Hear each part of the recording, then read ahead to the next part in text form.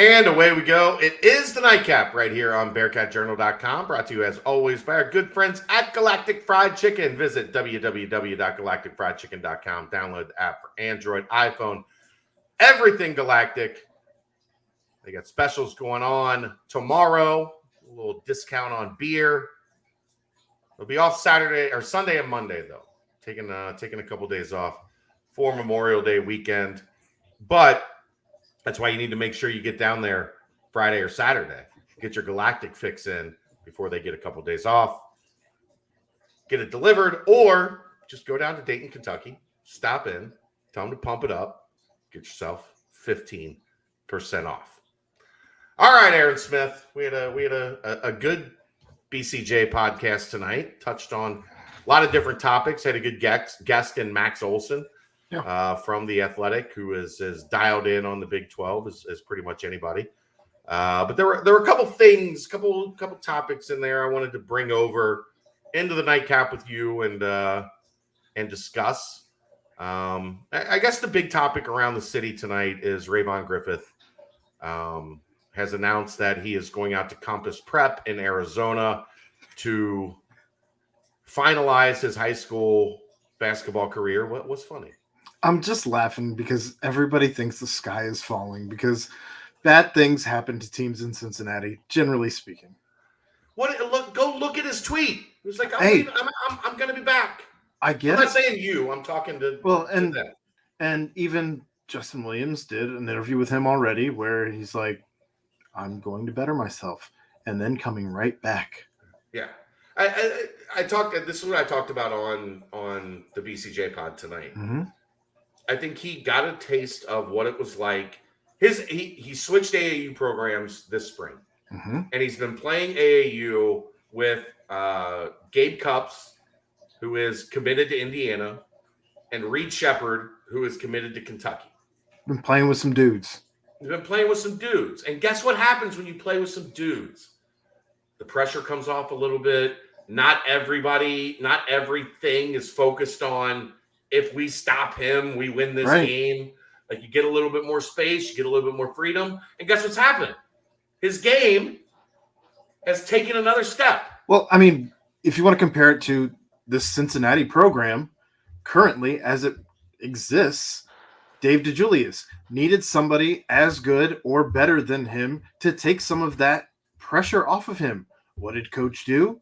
Went out and got a Landers Nolly. Like, more importantly, go back and watch when Dave DeJulius had the ball last year. Holy shit. Well, second half of the season especially. Yeah.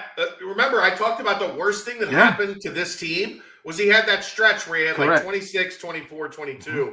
And then all of a sudden everybody went, if we take him away, correct, we can shut down this offense. And then every ball screen, every off-ball screen, every move he made with the ball in his hands was highly contested. So it's if Rayvon was to continue at Taft without a guy who's being a top 100, 150 guy, 200, even a guy cracking the top 250, you'd be playing with somebody. And that's, again, I know you guys already said this, but it's not a knock on Taft. You won the state championship. No one's trying to take that away from you. His coach just left to go to Indian Hill. No one's trying to take away. That's another factor that's important in this. He didn't have the same coach from their state championship team. That's a big change. So what you've said this. What does he have left to prove here? So you go find a place where second state championship? Okay. I mean, or you don't, and then you're kind of left with some egg on your face, and people are wondering, why didn't you win another state championship? Or go play with two top 20 players at Compass Prep, and maybe win a natty. Maybe get that Geico National Championship ring. And even if you don't, you're learning from other highly skilled players. You're learning from a prep school that churns out really good players. So they're going to take a guy who we've talked about. He's a little raw. And if you can take a guy who's a little raw and polish him up, all of a sudden you have somebody who just got elevated to number 41, I think it is, right? Yeah, 24/7 moved him to 41. So he just got moved up to 41. And if he comes in next season better than that 41 ranking, maybe you're sitting on just gold. Then it was worth it, right? Then it was worth it. And like I said, the jump in his game from when he started playing with Cups and Shepard was significant this spring. Everybody looked at his game in April and went, whoa, okay. And that's why he took a jump. That's why he jumped in. He's right. He's 41 in the country in 24/7 because he was significantly better than he had been last spring and summer. And even through a good portion of his high school season. Now, at the end of his high school season, he took over quite a bit and led them to a state championship. But I just think I think it's really good for his development. I think it's really good for what he's trying to accomplish personally, what Cincinnati's trying to accomplish. I know there's a bit of weirdness to it, right? Because he wants to be a hometown hero and he's leaving. But I thought he relayed that in his message of, I'm just for a little bit, then going right back. Like, don't get it twisted. Well, if he's planning on being here for however many years he ends up being here as a Bearcat. Well, he's a top 40, he's a top 50 kid. They're all planning on being here for one, like that. My point is he's going to be here for however long he is here as a Bearcat. Yeah. But this is his time to kind of get out of Cincinnati rather than leave for college. Right. This does have a chance to be his going away for college. Right. So I don't know. Kudos to the kid. If you're able to do something like this and better your situation for yourself, he's betting on himself. Right. And that's fine. I'm not going to knock a kid for that. Correct. Agreed.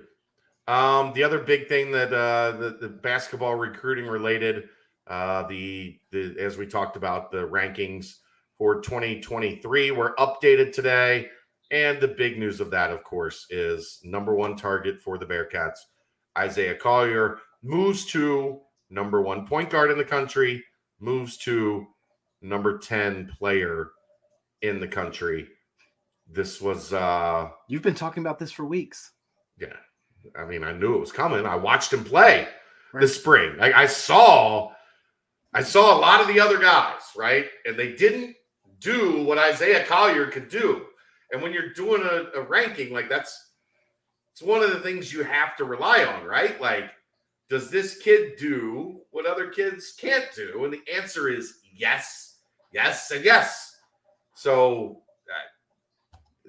the interesting part, of course, being update from Travis Branham, who was a national recruiting analyst for 24/7, in talking about him moving up and his recruitment, feels that Cincinnati and UCLA have done the best job, and that as it currently stands, Cincinnati, he feels like has done the best job to this point. Because I don't think it's fair in a situation like this to say they're the leader, because this kid's recruitment, you just spit everywhere? You probably did. This kid's recruitment is evolving fast, right? Sure, and that's any recruitment. It's always evolving, right? I mean, well, it could be default. You could be playing yourself out of offers at this point. That's still an evolution. It's just going the wrong way. Right. Fair. It's fair. This kid is still in the middle of the blow up, in the middle of holy crap, look how good he is. I just think there's something to be said, though, when you saw a team like Cincinnati, who's clearly trying to make a push for greatness quickly, take all of their chips on and push them in on you before you had the blow up, before other schools realized who you were. They knew who you were before anyone else did. And I think there's something to be said for that, for both this head coach and the staff as a whole. And there's something to be said for the relationship that Wes Miller and Andre Morgan have built with, because again, we've talked about this before. I want to talk about it again. I know a lot of people think this is a Chad Dollar operation because of his ties to Atlanta and his success. And he's landed a number one kid before. He's absolutely involved in this recruitment. That is not to say he's not. Andre Morgan's the lead on this bad boy. And if Andre Morgan gets him a number one point guard, top 10 player, all of a sudden you're talking rising star, right? Like, that's what comes with that. If they can pull this off, if they can close the deal. There's a long way to go. And some of my information doesn't suggest that UCLA is as strong as I think some people think they are. But I do think, they've done a great job making him a priority. Now, I will say what's interesting is if it is UC and UCLA, we know Mick is not a guy that's going to go over the top on like, here's $500,000 to commit to my school, and now I'm beholden to you because, like, that's not Mick's style, right? Like, will there be NIL involved? Absolutely. It's LA. But, like, it's not going to be used as an inducement to commit or to, like, that's just not how Mick operates. So you'll be on a level playing field for the most part if it really is a UCLA battle, and we'll just see what it comes down to. I'm not going to comment on UCLA because I've made my thoughts known on that. Yeah.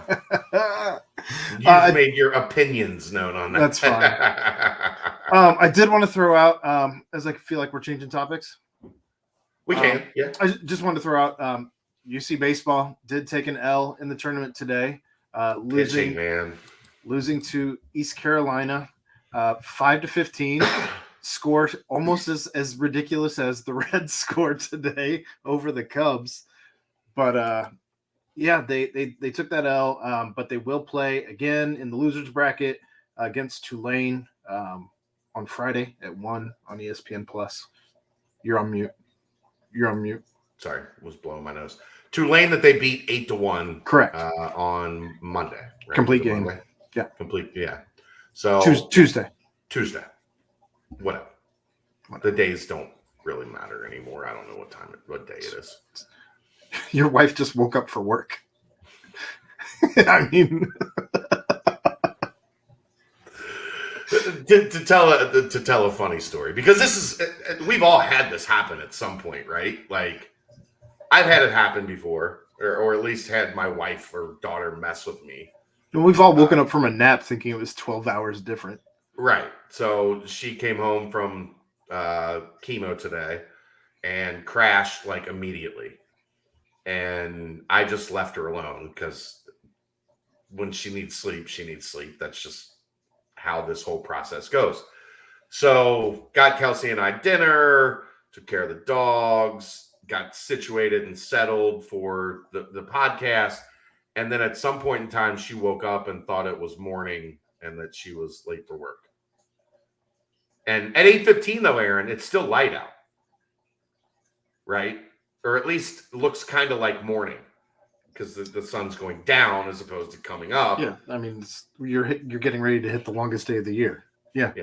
So she woke up at like 8:15, 8:20, and thought she was late for work and ran downstairs and logged onto her work computer and started piecing things together as to, oh, it's still Thursday night, and I don't have to work for 12 hours. we love Kelly. and then my daughter, of course, had to run in and rat on her. So as soon as the podcast ended, and I said, "All right, see you, Dave," my daughter came bursting in. Mom's got something to tell you. Never a dull moment at the Brendel household. Never a dull moment. All right, we're going to keep tonight short because the last couple ones we've gone like 27, 30 minutes. Yep. We're going to keep tonight short. We will. I don't. What's your deal tomorrow? What do you mean? I'm going to be in Louisville for AAU weekend. Well, it's Friday. The kids are gone, and okay, we good for whatever. Yep. All right. Friday and Saturday night, I'll be on the road. I'm coming back at some point like Sunday evening. No Isaiah Collier at the EYBL this weekend in Louisville. He is in Colorado Springs for USA Basketball, because that's what happens when you recruit top 10 players. They play for USA Basketball, and they have to go to camps. Kind of a big deal. To get ready to go win gold medals and world championships. Well done. Yeah. All right. He's Aaron Smith. I'm Chad Brendel. We'll see you tomorrow night. It's the Nightcap. Brought to you by Galactic Fried Chicken. Right here on BearcatJournal.com. I did it right that time, Aaron. See ya!